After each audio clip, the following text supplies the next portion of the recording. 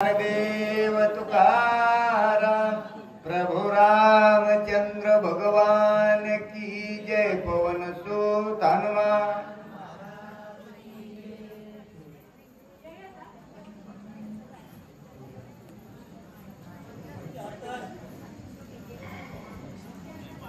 श्री रामचंद्र नमः।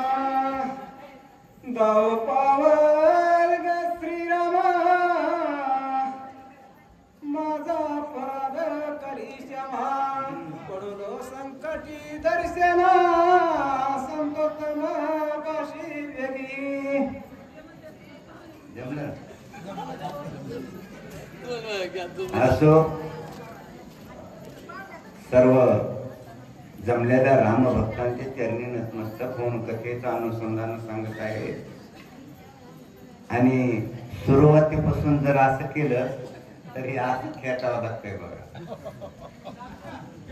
त्याचे फळ तुम्हालाच आहे, ते आम्हाला नाही।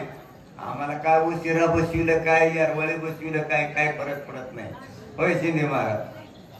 पण अशा जर जोडी लावल्या तर आपला लक्ष्मण दुपारच्या शिवाय उठत नाही। या ठिकाणी कथेचं अनुसंधान असे, ज्या वेळेस हनुमानजी द्रोणागिरी पर्वतावर गेले, पर्वतानं चाळे मांडले पूर्वेला पश्चिमेला सर्व दिशेला, त्यावेळेस काय होऊ लागलं, जी काही औषधी होती ही असणारी दिसू लागली। आणि ही दिसल्याच्या नंतर हनुमंतानं सांगायला सुरुवात केली आहे, माझा आणखीन असणारा तो काय केलेला पुरुषार्थ ओळखलेला नाहीस, माझी तुझी असणारी भेट आजच झाली। एवढं असणार त्या ठिकाणी हनुमंतानं भाषण केलं। आणि भाषण केल्याच्या नंतर असणार त्या ठिकाणी हनुमानजीला आणि पर्वताला दोघांचा असणारा एकमेकाचा त्या ठिकाणी संवाद झाला। आणि संवाद झाल्याच्या नंतर हनुमानजी आता काय करतात ही आपल्याला ऐकायचं। मी तुझे निज बाळक ज्ञान मुळाती उसुका। श्याम करुणी सकाळी कान कृपाभिषेक करी मज। म्हणून असणारा हनुमानजीने बोलायला सुरुवात केलेली आहे। मी असणारा कसा आहे, मी एक तुझा बालक आहे। जरी काही माझ्याकडून चुकलं असेल तरी मला असणार त्या ठिकाणी रामा काय करा, मला क्षमा करा। मी असणारा त्या ठिकाणी जी काही प्रतिज्ञा केली होती, जे काही मला गर्व झाला होता, मी औषधी घेऊनच येईल याचा जी काही गर्व होता, हे जी काही शब्द तुमच्यापाशी बोललो याच्याबद्दल रामा तुम्ही मला क्षमा करा, असं असणार त्या ठिकाणी हनुमानजी। वाचक दादासाहेब महाराज फुटाणे। श्रीराम अडवला चिंतान बुद्धी दाता निज भक्त। मग असणार त्या वेळेस हनुमंतानं ज्या वेळेस प्रभू रामचंद्राची विनंती केली आणि विनंती केल्याच्या नंतर मग असणार त्या ठिकाणी हनुमंतानं विनंती केली, विनंती रामप्रभूंनी ऐकली आणि ऐकल्याच्या नंतर वाचक महाराज यानंतर लगेच असणार त्या ठिकाणी सांगितलं, म्हणले बाबा मी असणार जी काही या ठिकाणी अहंता केली होती याच्याबद्दल मला प्रभू रामचंद्राने क्षमा करावी, असे असणारे त्या ठिकाणी हनुमानजी बोलत आहे।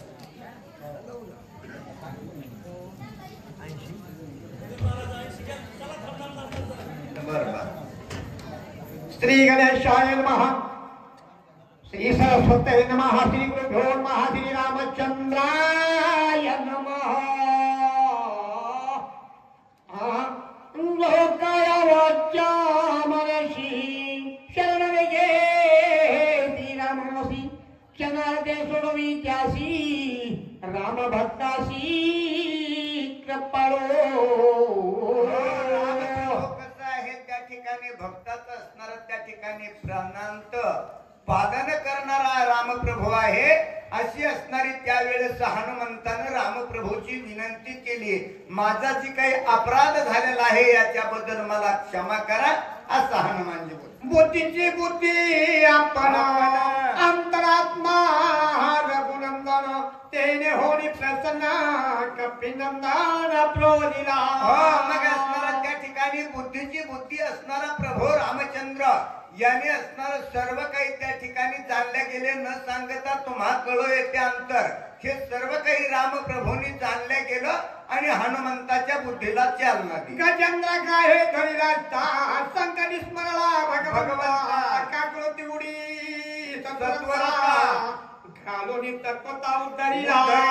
हो मग असणार ज्या वेळेस संकट पडलं त्यावेळेस जसं हनुमंताला या पर्वताच्या ठिकाणी संकट झालं तसं असणार गजेंद्राला हातीला असणार संकट आलं होतं त्यावेळेस देवानं असणार उडी घातली त्या गजेंद्राचं रक्षण केलं त्या पद्धतीनं हनुमंताला बुद्धी दिली. हनुमाना कंद नाम धारका नामे पावला रघुकुल तिलका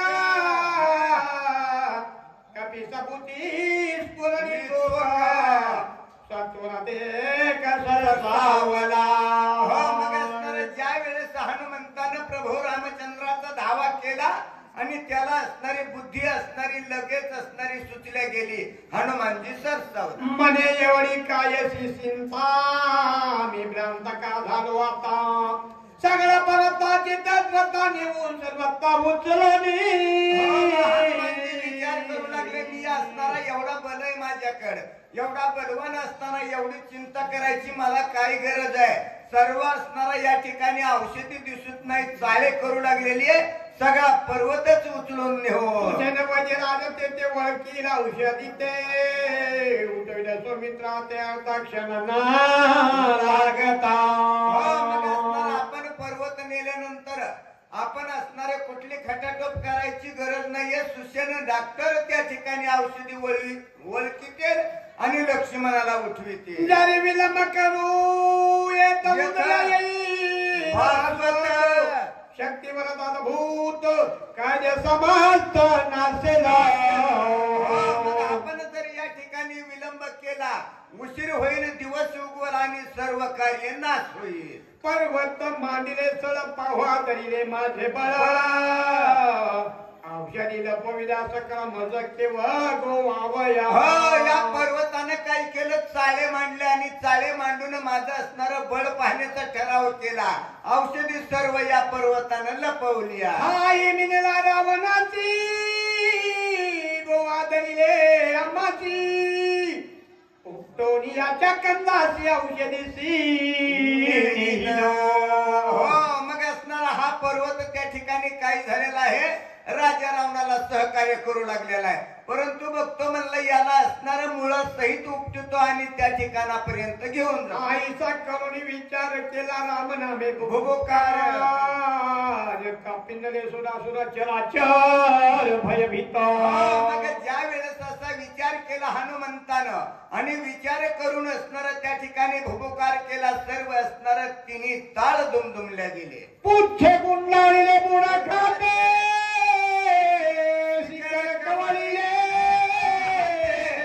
हाते आंदोलिता पर्वताते बुद्धी हकांते कळकळते.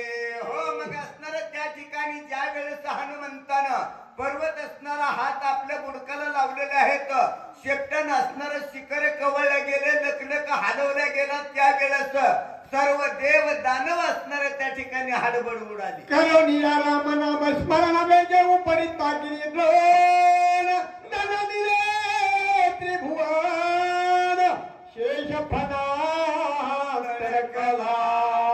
मग लगेच असणार त्या ठिकाणी हनुमानजीने रामनामाचा भुभुकार केला आणि ज्या वेळेस पर्वत उपडला गेला त्यावेळेस ज्यानं काही असणारी पृथ्वी माथ्यावर धरली याचा असणारा फणा तडकल्या गेला. आहा धनानीने पाताळ हरवलीने लोक पाळ वनदेवता खळबळ केला कोल्हार सकाळी सर्व असणारा त्या ठिकाणी एकच असणारा हाल कल्लोळ झाला एवढा असणारा कशाचा आवाज झालेला आहे. बेने पळाली वनचरे तीही रंगली ससे मैसे तर सतागरे चोपेले कळकळ. सर्व असणारे त्या ठिकाणी ज्याचा आवाज असणारा या पर्वताचा ऐकला आणि जी काही वन प्राणी होती ही असणारी चहुदिशाला पळू लागली. अट्टहास्य मन गजाचे आनंदते व्याघ्राचे सिंहनाथ सिंहाचे तेने दचके यमलोक. हो असणारे एवढंच नव्हे तर असणारे जे काही वन प्राणी होते ही तर पळालेच, पण येम लोकांपर्यंत त्याचा असणारा आवाज गेला, तेही असणारे दचकले गेले. आंगोळ्या ब्रह्मवाली भूते कंतरी सकळी त्याही दातिद्रने धरणी शरणारी कपिशी. हो शरण आले कपिशी. मग असणारी या जी काही भूत लोक होते यांनी असणार आपल्या दातामध्ये असणार गवत धरला आणि हनुमंताला शरण आले. आदिशा लंगिल्या पक्षी कोळी सरपरी घाले पाताळी, दिवीच्या बैसरी चाली. चाली जातके इक्रतांता. हो त्या जी काही 8 दिशाला 8 हाती आहेत त्यांची असणारी कांठाळी बसले गेली आहे. अशी असणारी त्या ठिकाणी सर्व ज्या वेळेस हनुमंतानं पर्वत उपडला त्यावेळेस हातखल्लोळ झाला. दशयोजने विस्तार पंचयोजने वंचित आईसा पर्वत सविस्तार कपिंद्र सविस्तार पटिडा. हो मग 10 चोक 40 कोस असणारा एवढा रुंदीचा पर्वत आणि 40 असणारा त्या ठिकाणी 25 चोक 100 कोस उंचीचा एवढा असणारा हनुमानजीनं पर्वत उचलला गेला आणि निघाला. आपल्या अक्कलानी पाही पर्वत उपटिला दोही पाही कगन उचलला लवला श्रम नाही अनु मात्र. हो एवढा असणारा उंचीचा मोठा असणारा अवाढव्य पर्वत हनुमानजीनं उचलला, परंतु कसल्या प्रकारचा त्या ठिकाणी श्रम नाही अशी असणारी हनुमंतानं ख्याती. छत्रांक झेरी बाळक गजे सुंदा दंडे कमल देखो तैसा चालिला कपी नायक कियालो. हो एवढा असणारा पर्वत हनुमंतानं उचलला. हातावर असणार ज्या पद्धतीनं मुलानं चेंडू झेलावा अशा पद्धतीनं पर्वत झेलीत निघाला. कल्याणदार पडेकडे वरी प्रकाश आगाद हे छाया शुद्ध कोणतले ना बहुजरे. हो मग असणारी काय अवस्था झाली आहे. एवढा असणारा पर्वत त्या ठिकाणी घेतला गेला आणि पर्वत घेऊन असणारा त्या ठिकाणी हनुमानजी निघाला. खाली असणारा अंधार पडलेला आहे, वर असणारा उजेड पडला. आमदार प्रकाश अयोध्येचा प्रदेश पावता भरते तत्वता देखिला. मग ज्या वेळेस हनुमानजी निघाले त्यावेळेस असणारा अयोध्येचा प्राणांत त्या ठिकाणी असणार ज्याच्या शिवामध्ये आल्याच्या नंतर मग असणारा भरताना त्या ठिकाणी पाहितलं गेलं. चला भागवत महाराज